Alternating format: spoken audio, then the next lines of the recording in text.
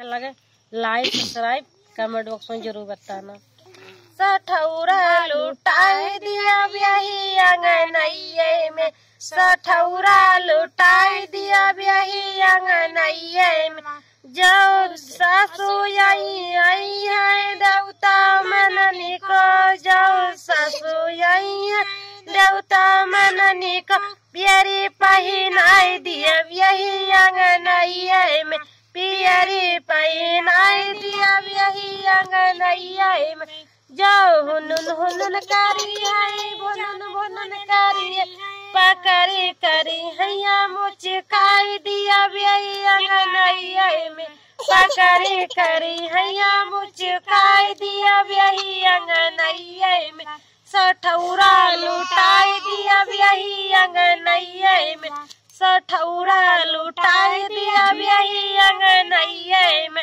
जो पिपली पिसनी को जठनी आई है, जो जठनी पिपली पिसनी को आई है। हरवा पहिनाई दिया ब्याही अंगनइये में, हरवा पहिनाई दिया ब्याही अंगनइये में। जो हुनुन हुनुन करी पकड़ी करी हैया मुचकाई दिया ब्याही अंगनइये में, पकड़ी करी हैया मुचकाई दिया ब्याही अंगनइये में।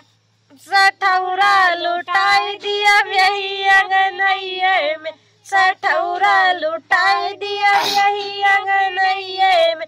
जो कजरा लगन को ननदी आई है, जो कजरा लगन को ननदी आई है। कंगना पहिनाई दिया ब्याही अंगनइये में, कंगना पहिनाई दिया ब्याही अंगनइये में। जो हुनुन हुनुन करी है भुनुन भुनुन करी है, पकड़ी करी हैया मुचकाई दिया ब्याही अंगनइये।